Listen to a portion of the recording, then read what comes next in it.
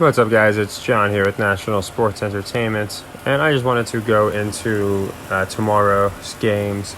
I do have quite a few I like. We can go into today as well. So we still have the Dodgers in play. Might not finish out. If it does not on this game, I am going to double down on the Braves tomorrow. So we're going to just have to see how that finishes. But if the Dodgers don't win, I'm going to be doing a second leg on the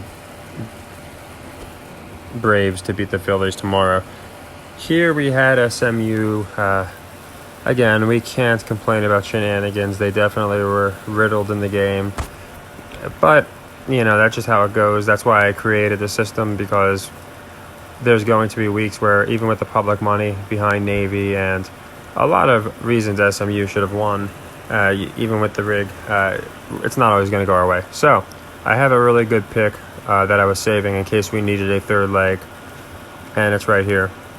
I really do like Oklahoma University here. I think way too much public money is on Kansas, and this is going to be a game that a lot of people are watching, along with Tennessee and some others. But I think the person looking at this game is going to like Kansas. Their quarterback that's been really doing wrecking havoc on defenses, he was shaken up. I'm not even sure if he's playing. And it just, this ESPN number, I believe, is psychological. What I did do is, if it's moved to 9, usually I'll just follow the ESPN spread, because that's the one, again, when they're going by the against the spread, that's the one that matters. But where's it at? On this one, I did go with, I bought it down to -7. So that's going to cost you, in this case, it was 127 to win 100. And like I said, you could buy it down to 8. I just don't feel like getting TCU'd. So I really like Oklahoma University for that reason. And another, again, I don't know how accurate this is. Maybe you guys can tell me. But I might have said TCU. I meant Oklahoma. But either way, the reason I like Oklahoma is when you look at this, and it's not always guaranteed, but we do have a lot of public money on Kansas here. We got 90% on the spread, and 80% on the money line. That's a lot. They haven't missed one all year. So when you combine everything, I really like fading Kansas in this game. And then another one I like, and again, if this is the Dodgers, was open. So if this one doesn't come through, we're going to be playing the Braves. And then this is a 3:30 game, but I wanted to cover it because I do like it. It's Oregon State versus TCU, and honestly, I'm just betting it to fade TCU. I believe the Oregon State's getting, I'll look into it in a second, I believe Oregon State is getting 4.5. And sorry, I know a lot of people have wanted to see the sequences, so I'm trying to get them where now and people can start seeing them all again. I try and show them every few videos. So I like Oregon State. That's going to be another 27.50. Now, sometimes the lines will move, so they could move in your favor, but other times they'll move against us. So I just wanted to get that one out. Even though it's a 3:30 game, it'll be a first sequence no matter what. We could see how the the Oklahoma State game's going, and we can, if Oklahoma's really looking like we're not going to hit, we can then play the next leg on Oregon State fading TCU. But we'll be playing it by ear. So I like Oklahoma here, and I think it is Oregon State. It's Oklahoma State. Sorry, it's Oklahoma State, and I just like Oklahoma State. Again, I don't think TCU starts off undefeated against the spread. I think at home, just the fact that they beat Kansas, I think a lot of people are going to be, and I looked at the lines, a lot of people are fading TCU. This is an interesting one where TCU might win but probably won't cover. So this will probably be a very close game because, like I said, they have a lot of people, I think it's 90%, I'll look at it in a second, on the money line. But then for Oklahoma State, they have more on the spread. Depending on how accurate this information is. If we come down to TCU, you'll see that 54% do have them on the spread, but 75% have the money line for Oklahoma State. So the money line's not hitting for Oklahoma State. So I think they're going to throw Oklahoma State the spread, and they can make their money that way. So it just makes sense to me. Again, TCU, they could start 5-0. If they do, I'll probably just reserve the next leg of that one and fade them again, because you're not having teams, get much past 5-6-0 against the spread.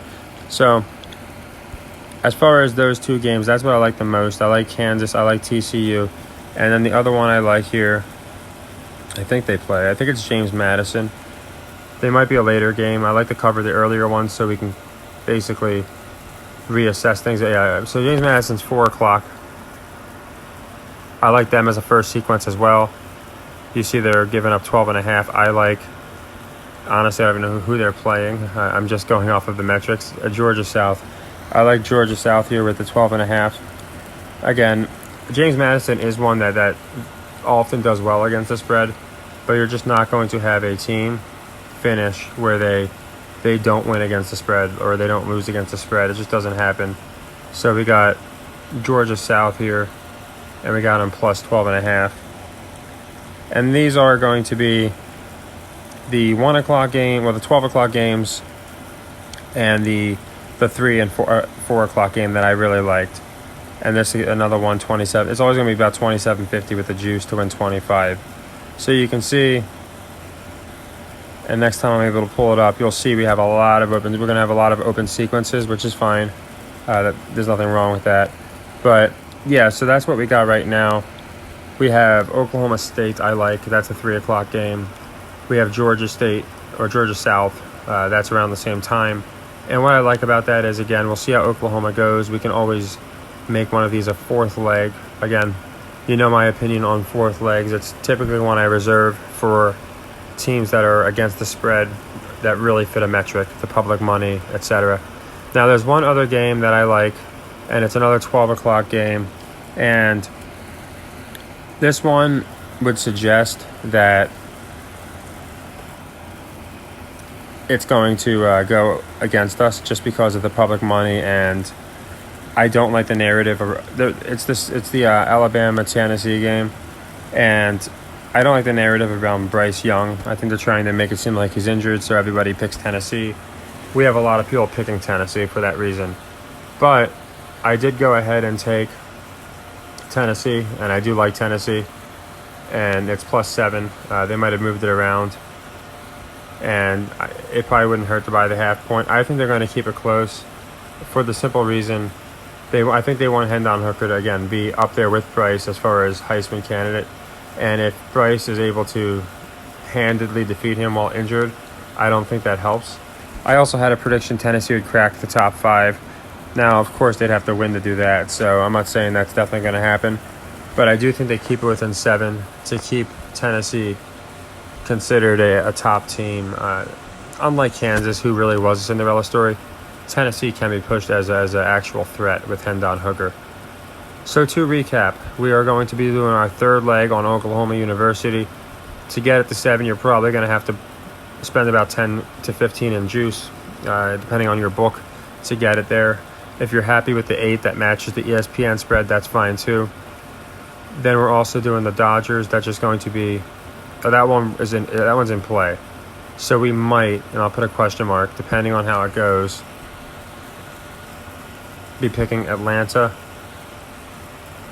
And if we are, it's going to be roughly 52 to win 25. The odds looked about even because the pitchers, I think they got Syndergaard going. So yeah, this one I like Atlanta. If the Dodgers don't cover, if they do, we just start a new sequence. Tennessee is going to be its own sequence. Oklahoma State and Georgia South, we will be able to reassess a little better. But those are the picks that I really like. Oklahoma covering the spread. I like the Braves straight up. I like Tennessee to cover. I think they're going to be the one that the money gets paid out to the public. I like Oklahoma State here at the 4.5. I think TCU probably wins but doesn't cover. Easy trap for Vegas. And then Georgia South, I think plus 4.5 against James Madison. Again, the odds of these teams starting off 6-0 against the spread We got 3 in here. We got Kansas, and we faded them. TCU, we faded them. And James Madison. I'd say 2 of these 3 teams lose their undefeated against the spread record. So that's why I like all 3 of them. I also like Fresno, but I can go into that because that's a much later game. And again, I'll go into some 4s and 7 o'clock games, but we have a lot of outstanding ones, as you can see. One on the third leg, a couple might be going to the second. So we want to make sure we have smart management with our bankroll, and we have enough to cover all these wagers and the ones going forward. But we had about a split day today. The SMU one was the most important, so unfortunately it didn't go our way. But I really do feel strongly with Oklahoma just shattering the public's hearts on this game. It's definitely one probably going to have the most public money of all games. Maybe Tennessee, but I think this one. And I think it just makes sense for Oklahoma to cover this game. And they'll blame it on the injured quarterback for Kansas because he's not going to be able to run like he usually can. So I don't want to make this too long-winded, but that's basically it. And I always post sequence any kind of like live updates in the Discord. If there's something like I notice immediately and I'm able to convey that, I will get it out.